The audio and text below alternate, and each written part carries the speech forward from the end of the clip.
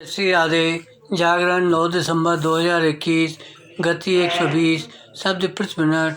कुल शब्द 420। राष्ट्रीय शोक की घड़ी प्रारंभ करें।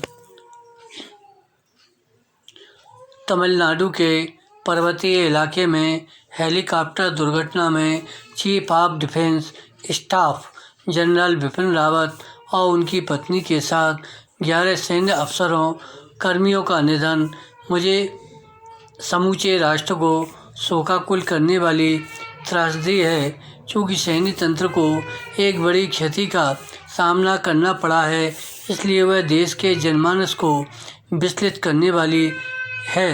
राष्ट्रीय शोक की इस घड़ी में देश को अपनी संवेदनाओं को प्रकट करने के साथ यह भी संदेश देना होगा कि वह इस आघात से उभरेगा और कहीं अधिक दृढ़ता के साथ अपनी एकजुटता का भी प्रदर्शन करेगा।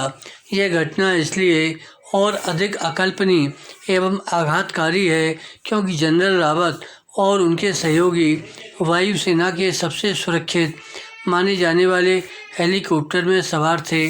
चूँकि यह हर लिहाज से एक भरोसेमंद और दुर्गम परिस्थितियों में भी आजमाया हुआ हेलीकॉप्टर था, इसलिए उसके दुर्घटनाग्रस्त होने के कारणों की जांच कहीं अधिक गहनता से होनी चाहिए। न केवल ऐसा होना चाहिए बल्कि जिन परिस्थितियों में यह हादसा हुआ उनका संज्ञान लेकर जरूरी सबक भी सीखे जाने चाहिए।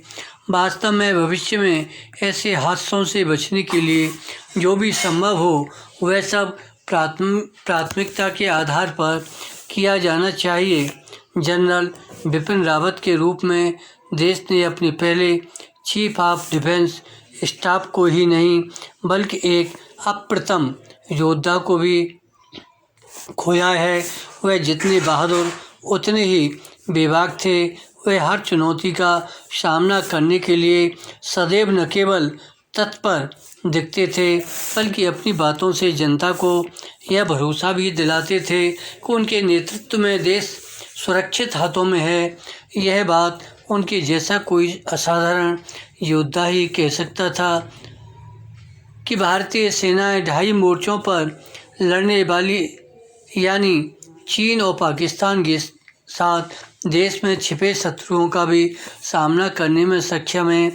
यह दुर्भाग्यपूर्ण है कि देश ने उनके जैसे पराक्रमी सैन्य अफसर को एक ऐसे समय खो दिया जब वह चीन की आक्रामकता का सामना करने की तैयारियों को आगे बढ़ाने के साथ अफगानिस्तान के हालात से उपजी चुनौतियों का जवाब खोजने में लगे हुए थे।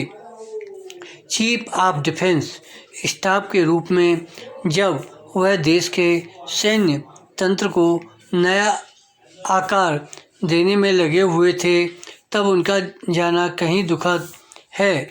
देश उनके योगदान को भूल नहीं सकता, इसलिए और भी नहीं क्योंकि उन्होंने कश्मीर से लेकर पूर्वोत्तर में आतंकवाद विरोधी कई अभियानों को सफलतापूर्वक अंजाम दिया। कारगिल संघर्ष में भागीदारी करने के साथ उन्होंने सर्जिकल स्ट्राइक को भी अंजाम दिया था। शौर्य के ऐसे पर्याय और प्रतीक शूरवीर को विनम्र श्रद्धांजलि। धन्यवाद।